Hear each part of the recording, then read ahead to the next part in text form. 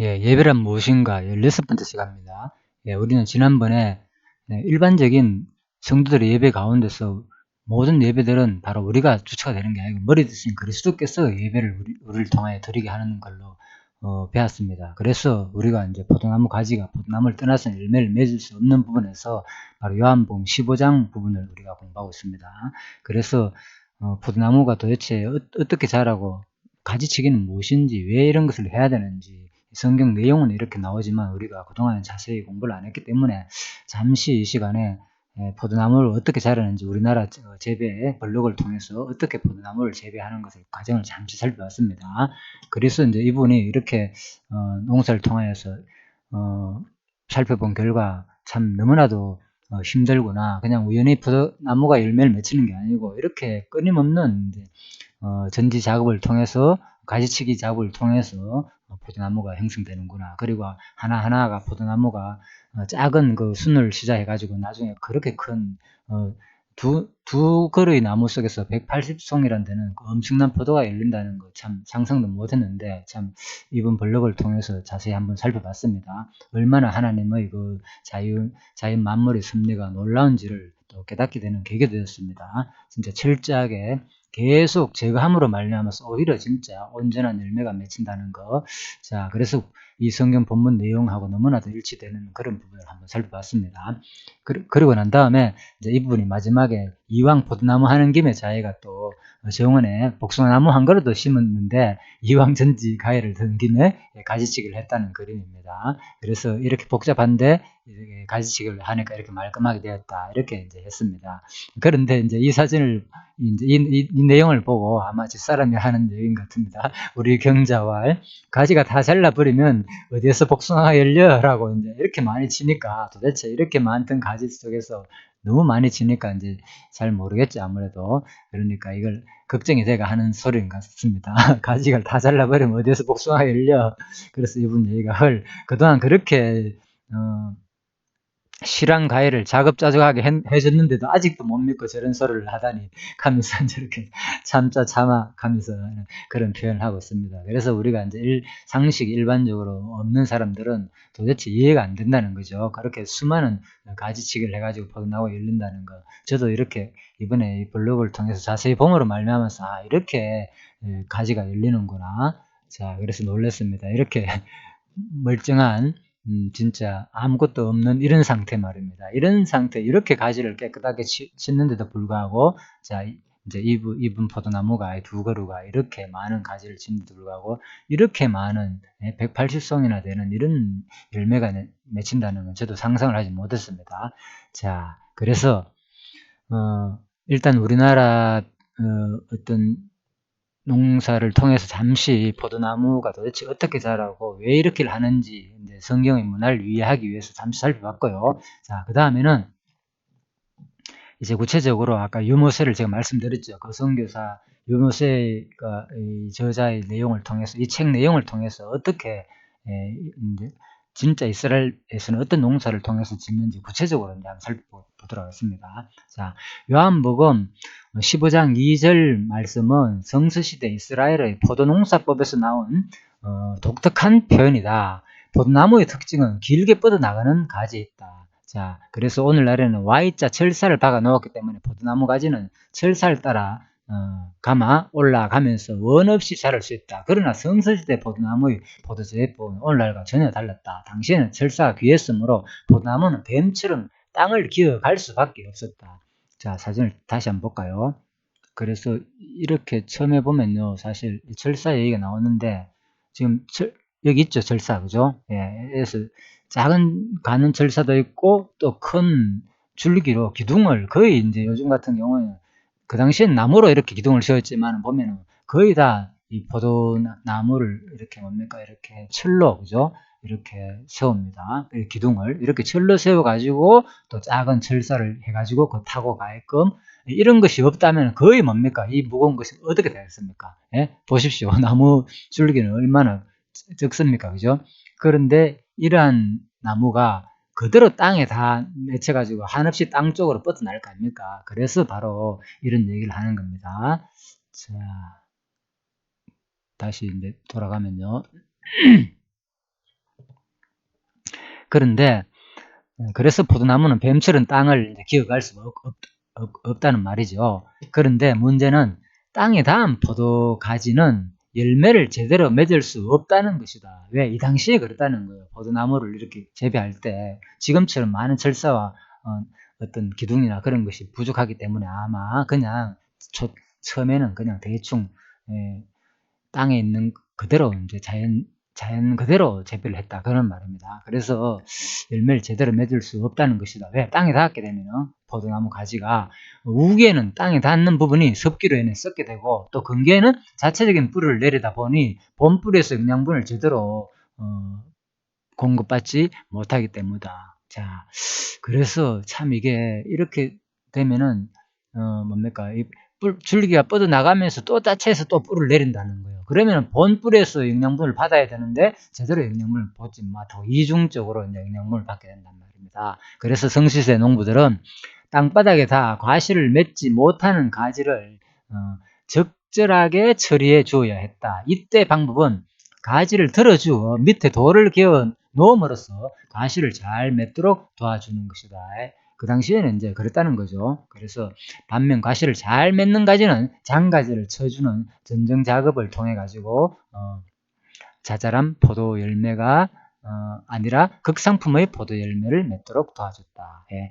전지 작업이라고도 전정 작업이라도 이렇게 표현되죠. 그래서 이처럼 성수시대 포도농사에서 농부가 신경 써야 할 두 가지 작업은 땅바닥에 다 과실을 맺지 못하는 가지는 밑에 돌을 기어 들어주고 과실을 맺는 가지는 깨끗하게 장가지를 치기를 해주어 극상품의 포도를 맺도록 하는 것이다.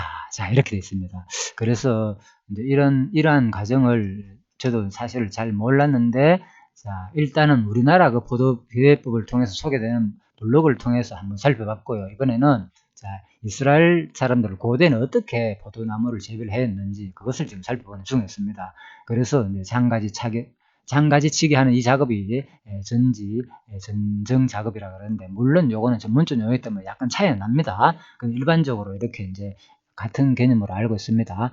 자, 그래서 장가지 작업을 해주가 극상품 포도를 맺도록 한다는 거다. 바로 어떻게? 땅바닥에 닿는 것은 이제 돌 같은 것을 밑에 고여가지고 들어주고 또 가시를 맺는 가지는 더 이제 깨끗하게 장가지를 쳐줘가지고 또 포도가 잘 맺도록 극상품 포도를 맺도록 한다 그런 말입니다. 그런데 우리말 성경에는 과실을 맺지 못하는 가지를 제해버린다고 번역되어 있다는 거예요. 자, 이게 먼저 사진을 봐야 됩니다. 그 사진이 이 사진을 지금 제가 준비를 안 하고 했네요. 자, 잠깐만요. 예, 사진을 찾았습니다. 자, 성수시대 이스라엘의 포도제법. 그러니까, 고대시대는, 그죠? 이렇게 그냥 땅에, 그죠?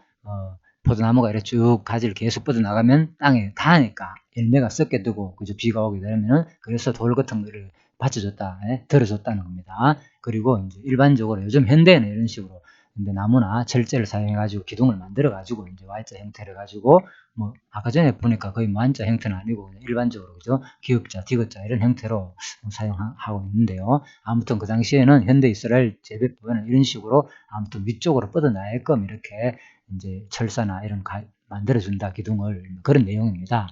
자, 그런데 성시시대에 농부들은 땅바닥에 다 과실을 맺지 못하는 가지를 적절하게 처리해 주도록 했다. 그래서 이제 가지를 들어주어 가지고 밑에 아까 돌을 기어 넣음으로써 가시를 잘 맺도록 도와주었단 말입니다. 자, 그래서 바로 우리말 성경에는 그런데 과실을 맺지 못하는 가지를 제거해 버린다고 번역되었는데 자, 이는 성시대 포도농사법을 알지 못한 데서 비롯된 잘못된 번역이다.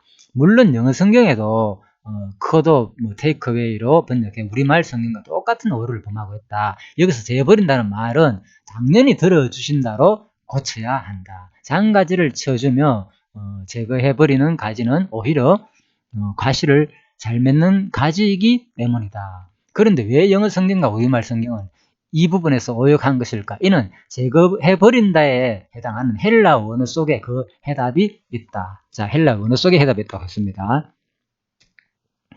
헬라 아이로, 이게 제가 한다는 뜻이거든요. 아이로는 제거버린다는 말인데, 그죠? 들어주다.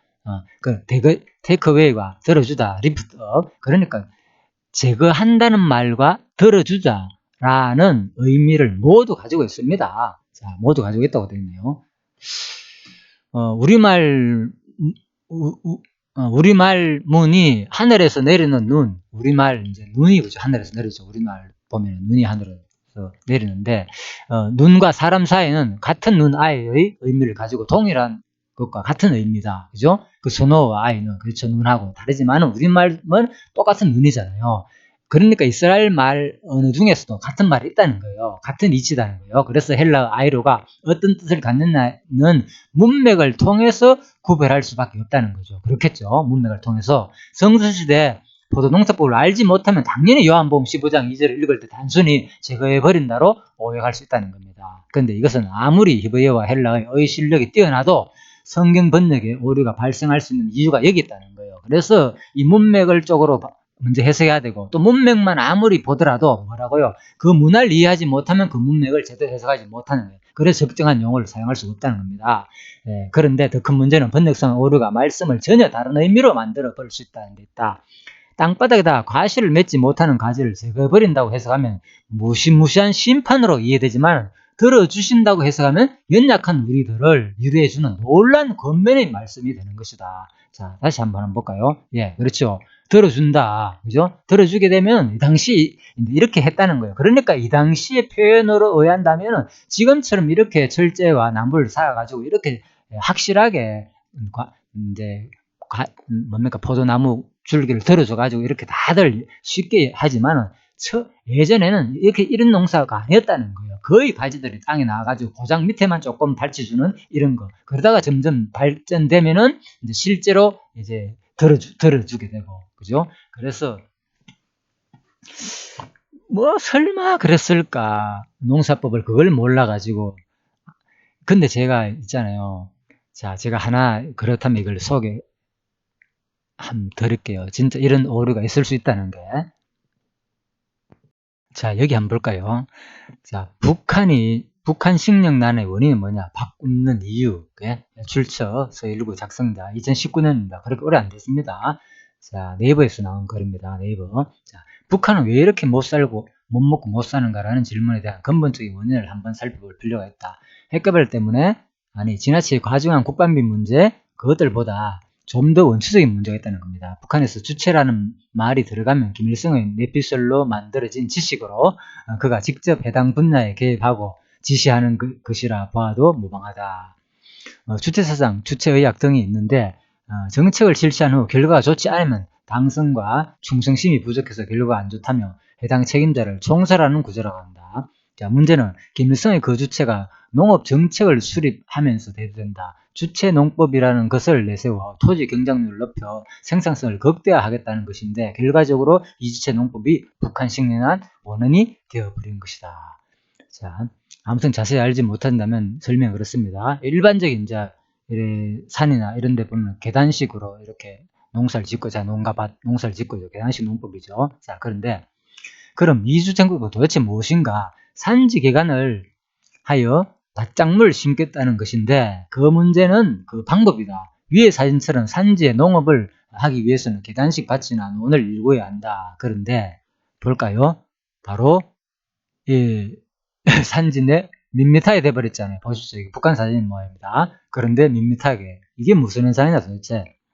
이런 식으로 토지 이용률이 줄어든 걸 이유로 계단식을 없애고 그냥 밋밋하게 농사 짓는 걸 장려함. 놀랬습니다. 명령이나 마찬가지. 우리는 뭐 여사로 생각하잖아요. 그런데 이런 다락밭 방식의 토지 사업을 착수하기 전에 시범 사업을 당의 간부들이 했는데, 시키면 시키는 대로 벌벌 떨면서 생산성이 향상되었다는 거짓 보고를 하였고, 자, 그 보고된 데이터를 가지고 전국적으로 확대 시행되었다. 이 한 번의 결정으로 북한은 현재까지 기근기하에 허덕이게 된다. 야, 이런 일이 있었다고 합니다. 주체사상의 영향을 받아가지고, 김일성의 김일성이 말해주는 그런 가르침으로 모든 것을 하면 다 되는 것처럼 그런 영향해가지고, 워낙 위에 이제 잘 보이려고 하다 보니까, 하니까 잘 됐다. 이런 식으로 막 얘기를 했다는 거예요. 그러다 보니까 진짜 막 밭을 이런 식으로 했는데 이것이 쉽게 바뀌지지 않잖아요. 뭐 이게 제가 다 그런지는 모르겠습니다. 어쨌든 간에 이 사진을 통해서 그 역량이 오래 간다는 내용이겠죠.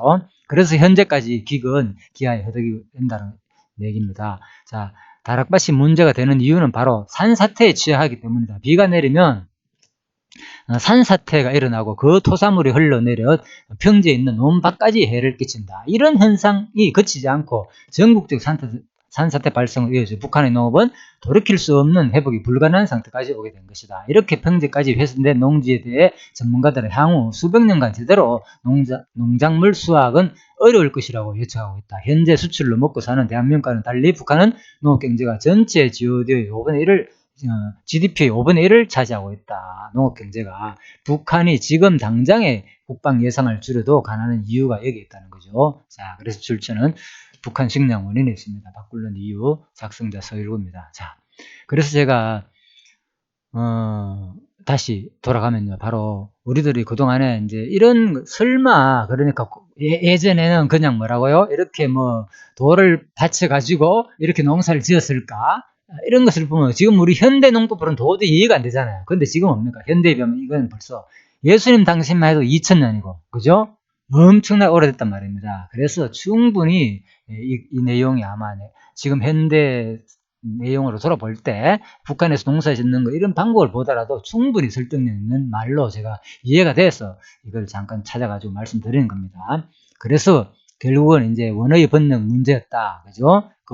또 농사법을 이해하지 못했고, 그죠? 두 가지, 아이러란 말은, 그죠? 들어주다라는 의미가 있고, 분명히 제가 한다는 의미가 두 가지가 있는데, 그 문맥적 해석도 잘못했을 뿐더러고, 농사법을 모르다 보니까, 그냥 이제 제가 하다는 의미로 해석했다. 자, 이 얘기입니다. 그래서 엄청난, 이제 이분 얘기는 히브리어와 헬라의 실력도 뛰어나도 성경 번역의 오류가 발생한 이유가 바로 그 당시 성서시대의 농사법을 알지 못하게 되면은 이러한 이제 오해를 할 수 있다. 그 말입니다. 자, 그래서 이제 그 더 큰 문제는 바로 번역성의 오류가 말씀을 전혀 다른 의미로 만들어 버린다는 거. 바로 땅바닥에다 과실을 맺지 못하는 가지를 제거해 버린다고 해석하면 무시무시한 심판으로 이해되지만 들어주신다고 해석하면 연약한 우리들을 위로해 주는 놀라운 권면의 말씀이 되는 것이다.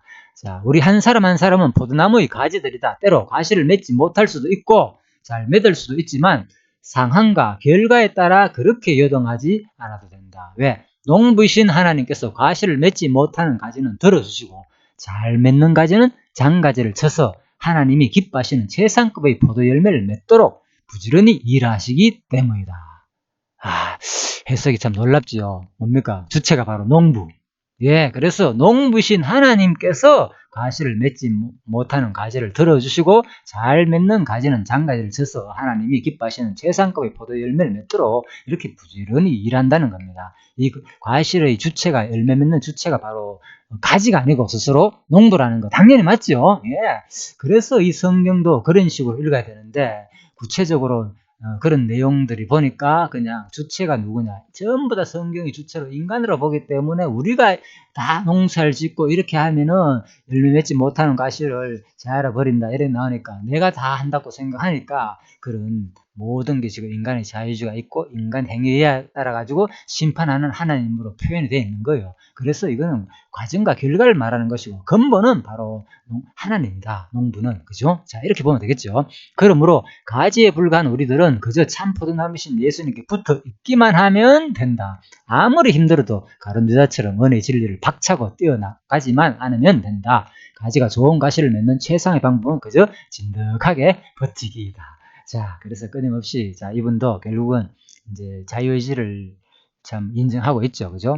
거의 99%가 99% 이상이 제가 보기에는 거의 다 이 성경을 통해서 자유의지가 없다고 주장하는 사람은 거의 없습니다. 찾아보기 힘들고요. 그 신학에서 그러다 보니까 결국은 이제 그렇지만 우리가 포도나무가 가지에 우리가 붙어 있기만 하면 된다 이런 식으로 합니다. 자, 그래서 제가 1절에서 말씀드렸죠. 이 부분 해석할 때 1절 부분에서 어떻게 해석해야 되느냐. 자, 잠깐 다시 한번 살펴볼까요? 15장 1절입니다. 내가 참 포도나무요 내 아버지는 그 농부라. 그죠? 무릇 내게 있어 과실을 맺지 아니하는 가지는 아버지께서 이를 제버리시고 무릇 과실을 맺는 가지는 더 과실을 맺게 하려 이를 깨끗게 하시느니라. 너희는 내가 일러준 대로 이미 깨끗하였으니, 그죠? 내가 참 포도나무고 내 아버지 농부라. 분명히 맞죠? 아버지가 농부고, 예, 포도나무 누가 심었습니까? 농부가 심었지요. 그래서 이 참 포도나무 예수님을 이 땅에 보냈다는 겁니다. 예, 하나님께서 예수를 보내가지고, 그래서 자기 백성을 예수의 몸에, 그죠? 바로 첫 번째 맺다는 거예요. 우리가 가지가 되었다는 거예요. 그래서 가지가 되니까 뭡니까? 그죠? 그런데 가지가 되니까 뭡니까? 이게 이제 농사를 지으려면 쉬운 일 아니었잖아요. 살펴본 대로 얼마나 일일이, 그죠? 어, 이제 가지치기도 해야 되고, 그죠? 또, 아무튼 열매를 솎아내는 작업도 해야 되고, 참 이 과정들이 참 놀랐었는데, 저는 보면서 그냥 단순히, 그죠? 하는 줄 알았는데. 자, 이 포도나무가 보이지, 확실히? 자, 이 그림이 이제 여사로 안 보이네요. 포도나무가 어때요? 보면 작은 열매들이 많이 달렸죠. 좀 작은 것도 있고 찌그러진 것도 있고, 그런데 큰 열매 제대로 된 것도 있고 작은 것도 있고 이런 것도 아닐 거다. 이 그림은 아주 사진이 정교하게 잘 찍어가, 이거 전문가가 찍었는 것을 제가 이거는 한 겁니다. 자, 그래서 이 포도나무는 아주 잘 찍었지만은 뭡니까? 실제 열매들은 어때요? 바로 큰 것과 작은 것이 막 섞여 있잖아요. 바로 뭡니까? 그래서 이게 제대로 뭡니까? 가지 작업을, 예, 전지 작업을 제대로 안 했는 거예요. 이게 확실히 드러나죠. 이제 이게 보이네요. 왜 이렇게 보다가 어떤 건 굵고 쩌는가? 그런데 우리가 살펴본 대로 어땠어요? 자, 이분이 마지막에 포도나무가 나옵니까? 자, 이분이 맺힌 열매를 한번 볼까요? 자, 작고 큰 거 있죠. 그런데 이렇게, 그죠? 솎아내는 작업을 하고 나니까, 심지어는 큰 것도 작업을 하니까 어땠습니까? 이분 열매는. 보십시오. 놀랍죠? 작은 것이 안 보이잖아요. 완전히 일정한 게 큰 것만 남아있잖아요. 그죠? 자, 이런 작업이 일어난다는 겁니다. 그래서, 자, 오늘 이제 결론은 바로 뭔가 하면요. 우리가 이제, 일단 구약 이 역사를, 자, 15장 2절을, 요한복음 15장 2절을 학자적인 견해도 살펴봤습니다. 그래서 학자적인 견해에 의하면은, 자, 15장 2절 같은 경우는 이제 하나는 성화다. 그죠? 아니면은 뭐, 자, 여기 볼까요?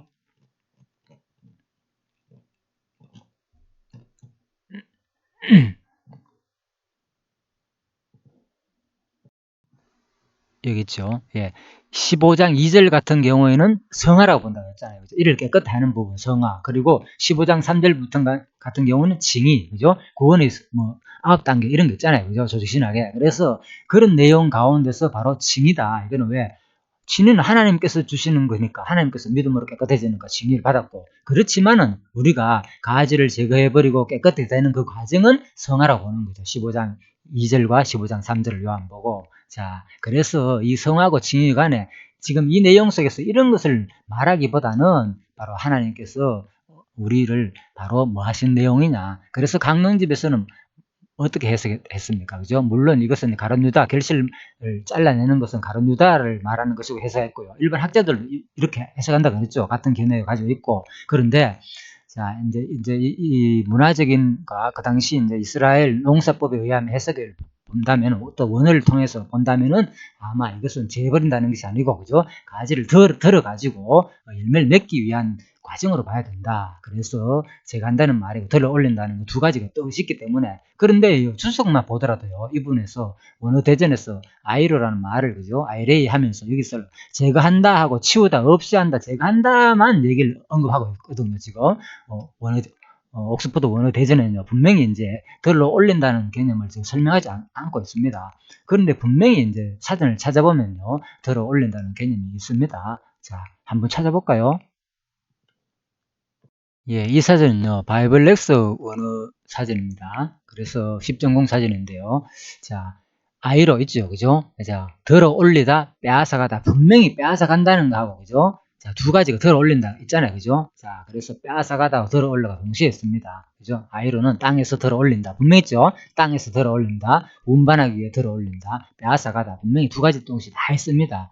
자, 그래서 우리가 이런 것을 볼 때, 자, 일단 넘어가겠습니다. 확실하다는 거 잠깐 살펴봤고요. 그래서 이제 결론적으로 이제 정리를 해보자면요. 자, 우리가 바로 성도 예배 부분에서 머리 대신 그리스도께서 예배를 바로 근본으로 삼아야 된다. 주체, 성도 예배, 내가 스스로가 모든 것을 예배를 들어가 거룩한 성도의 삶을 어디 로마서 12장에서 살아야 된다. 16장까지 그 모든 내용 그것을 말하는 것이 아니고 그 근본은 그 성도의 거룩한 예배의 삶도 실질적 삶의 예배조차도 바로 머리에 종속된 예배로 봐야 된다는 거예요. 그래서 아직 그 부분을 설명 안 했지만요. 일단적으로 전체한 내용은 이제 포도나무 가지 비유를 통해 가지고 말씀드린 중에 있습니다. 그래서 포도나무가 열매 맺는 것이 저절로 맺는 것이 아니고 바로 가지에 속할 때 열매, 포도나무에 붙어 있지 않으면 절대로 열매 맺을 수 없다는 개념입니다. 그래서 이 개념을 어떻게 설명했느냐? 바로 제가 강론집을 들어 설명드렸죠. 이것은 바로 마지막에 이제 요한복음의 논리에 의한다면은 자,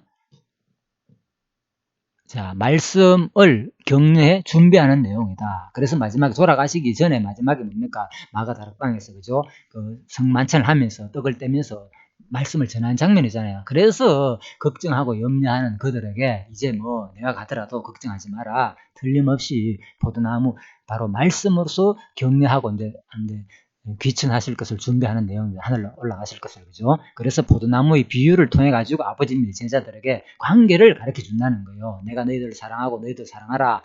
예? 너희들은 나의 하나다. 계속 내가 너희 안에 있고 너희가 내 안에 있고 계속 끊임없이 마지막 가기 전에 관계를 확실히 정립해주고 예수님께서는 돌아가시거든요. 자, 그 내용은 위로의 말씀으로 봐야지 이 내용이 지금 심판을 하는 내용이다. 그런 건 아닙니다. 분명히. 그죠? 자, 그래서 우리가 이제 마지막에 이제 살펴본 대로 이제 유머스의 그 씨가 말한 것처럼 그런 해석이 상당히 설득력 있고요. 농사법을 통해서 볼 때도 공감이 가는 내용입니다. 그래서 우리가 끊임없이 이 공부 말씀을 통하여 여러 가지 견해를 학자들과 모든 견해를 다 살펴봤습니다. 지금까지.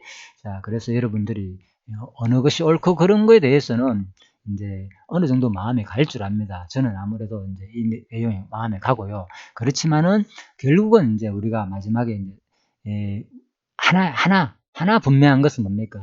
결코 우리 스스로 예배를 드릴 수 없다는 거. 뭐 머리 대신 그리스도에 가지고 모든 것이 예배가 이루어진다는 거. 그거 하나만 기억하시고요. 그리고 구체적으로 그렇다면 그리스도에 의해서 모든 것이 이루어진대. 그런데 또 요한 로마서 12장 부분은 뭡니까? 삶의 제사를 들으라고 그랬잖아요. 또 분명히 이것이 삶의 제사다. 구체적으로 그죠? 가정생활, 사회생활, 국가에 대한 모든 생활, 모든 것들, 예? 이웃을 돌보고 그죠? 또 여러 가지 뭐 복음에 협력하기도 하고 그죠? 자기 은사를 발견하고 자, 모든 그런 과정들이 예, 또 상황을 대처하고 상황이 어느 시대에 어떻게 해야 되는지 모든 것을 하나님의 뜻이 무엇인지 지혜롭고 분별하는 것 이런 것들이 거룩한 삶의 예배다 강조하는데 그러면은 구체적으로 또 그러면 그거 우리가 이렇게 해야 되네 이렇게도 생각할 수 있잖아요. 그래서 그렇다면 로마서에 말하는 구체적인 성도의 거룩한 예배의 삶은 도대체 무엇을 말하는지 자, 그 부분은 이제 다음 시간에 정리하도록 하겠습니다. 그래서 잠시 이제 기도하고 일단 마치도록 하겠습니다. 예. 하나님 아버지 감사합니다. 오늘도 짧은 시간을 통하여서 많은 그 학자들의 견해와 또 이스라엘의 그 농사법을 통하여서 다시 한 번 더 이 포도나무 비유 가지를 제거한다는 말이 도대체 무엇인지 많은 사람들이 인간의 행위에 따라가 심판하시는 하나님으로 알고 있습니다. 성경에는 수많은 내용들이 인간의 행위에 따라 가지고 심판을 하나님에 표현되어 있습니다. 우리는 읽을 때마다 구약 모든 내용이 복과 저주의 말씀으로 되어 있고요.